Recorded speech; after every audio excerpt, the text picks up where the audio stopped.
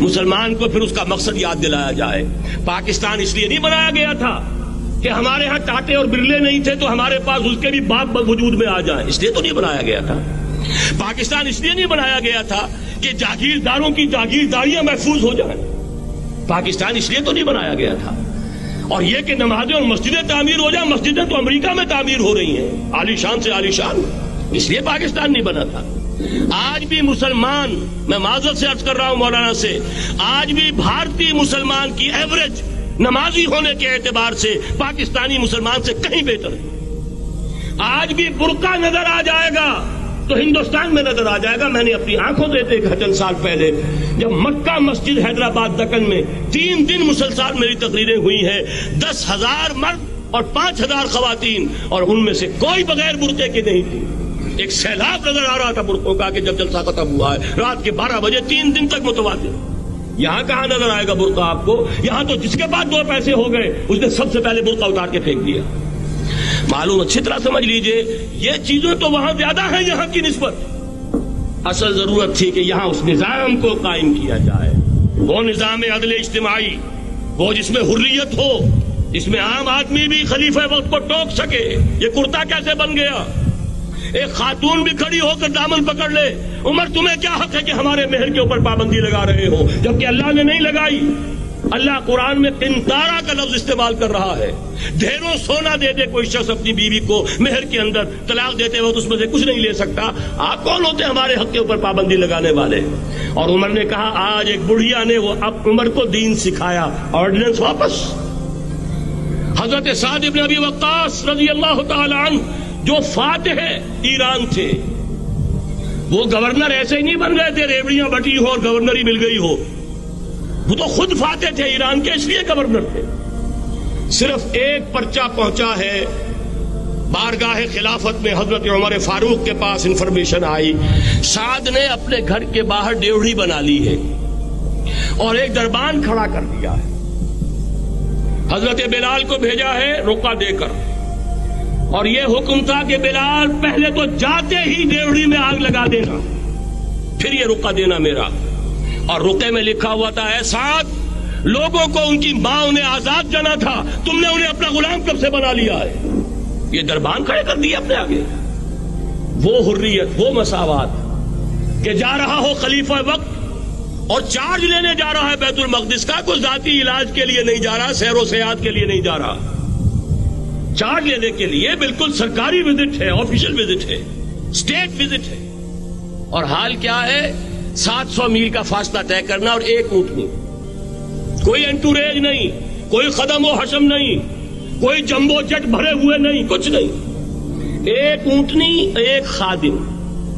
اس ایک اونٹنی پر چونکہ راستے کا راشن بھی ہے لہذا 2 آدمی نہیں بیٹھ سکتے، ایک بیٹھ سکتا ہے. ایک منزل خلیفہ وقت بیٹھا ہوا ہے اوپر اور خادم نکیل پکڑ کر چل رہا ہے. اگلی منزل خادم اوپر بیٹھا ہے اور خلیفہ وقت عمر بن الخطاب رضی اللہ تعالی عنہ اور وہ آگے آگے نکیل پکڑ کر چل رہے ہیں. یہ نظام چاہیے آج نوع انسانی کو. اس کے انتظار میں، اس کی تلاش میں نوع انسانی نے کتنے تجربے کر لیے، کیسی چھلانگیں لگائیں، ملوکیت ختم کی، آسمان سے گرا کھجور میں اٹکا. جمہوریت آئی نام نہاد لیکن وہ سرمایہ دارانہ نظام بن کر آگے سے بڑھ کر لعنت بن گئی. پہلے جاگیردار مسلط تھا، اب سرمایہ دار اور کارخانے دار مسلط ہو گیا. اس سے نکلنے کے لیے زور لگایا، کمیونزم کی طرف گئے، چھلانگ لگائی، اب ایک پارٹی ڈکٹیٹر بن کر بیٹھ گئی. انسان رستاز یک بنتا افتاد در بندے دیگر، ایک چیز سے غلامی سے نجات پاتا ہے دوسری میں پھنس جاتا ہے. اور کیوں؟ کہ وہ نظام عدل اجتماعی جو محمد عربی کو دے کر بھیجا گیا تھا اس کے کسٹوڈین سوئے ہوئے، اس کے کسٹوڈین کو اندازہ ہی نہیں. یہ نسخہ تو ہمارے پاس تھا، ہمیں عمل کرنا تھا اور دنیا کے سامنے پیش کرنا تھا. پاکستان بنایا اس لیے گیا تھا کہ ہم اس کا ایک نمونہ دنیا کے سامنے پیش کریں گے. قائد اعظم نے فرمایا تھا کہ ہم یہ چاہتے ہیں کہ پاکستان کی صورت میں عہد حاضر میں اسلام کے اصول حریت و اخوت و مساوات کا ایک نمونہ قائم کر کے دکھائیں. کہاں ہے وہ؟ بھٹک گئے، سو گئے. بہرحال اب بھی وقت ہے، جب تک سانس تب تک آس. میرے عزیز نے تو ڈرایا ہے اور صحیح ڈرایا ہے. اللہ تعالیٰ نے 25 برس انتظار کیا تھا پہلے عذاب کا کوڑا پھر مارا ہماری پیٹھ پر. وَلَنُذِيقَنَّهُم مِّنَ الْعَذَابِ الْأَدْنَىٰ دُونَ الْعَذَابِ الْأَكْبَرِ. بڑے عذاب سے پہلے چھوٹا عذاب کا مزہ چکھائیں گے. لَعَلَّهُمْ يَرْجِعُونَ, شاید کہ لوٹ آئیں. کوئی عجب نہیں اس عذاب الادنا سے بعد ہم جاگے نہیں, ہوش میں نہیں آئے. کوئی عجب نہیں کہ بڑے عذاب کا کوڑا ہماری پیٹھوں پر برس جائے. لیکن مجھے یہ یقین ہے, نوٹ کر لیجئے, اگر یہ دوسرا امکان ہو گیا, خدا نہ خواستہ اللہ کے عذاب کا کوڑا ہماری پیٹھ پر برسا, مجھے یقین ہے اللہ ہندوؤں کو مسلمان بننے کی توفیق دے گا. لیکن اسلام کا بول بالا اسی خطے سے ہو. تاریخ میں یہ ہو چکا ہے آیا فتنہ تاتار کے افسانے سے, پاسباں مل گئے کعبے کو صنم خانے سے.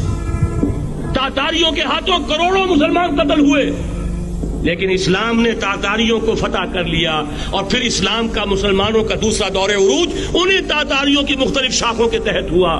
وہ تاتاری ہی تو تھے, وہ سارے ہورس ٹرکش ہورس, ترکان تیموری, ترکان صفوی, ترکان سلجوقی, ترکان عثمانی, وہی تو سٹاک تو وہی ہے آیا فتنہ تاتار کے افسانے سے, پاسباں مل گئے کعبے کو صنم خانے سے.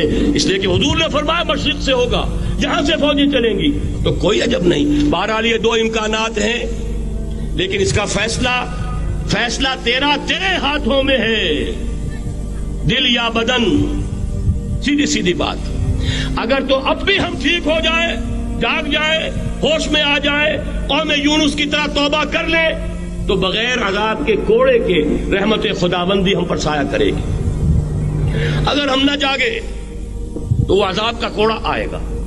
یہ نہیں میں کہہ سکتا ان ادری قریب بعید ما توعدون, یہ میں نہیں کہہ سکتا, یقین کے ساتھ جانتا ہوں کہ آئے گا. لیکن یہ کہ اس کے بعد بھی یہیں سے بول بالا ہوگا. اگر ہمارے ذریعے نہیں تو ان کے ذریعے سے, جو ہمیں شکست دے کر پھر اسلام قبول کر لیں گے. لیکن کیوں نہ پہلے ہی راستے پر چلنے کی کوشش کریں.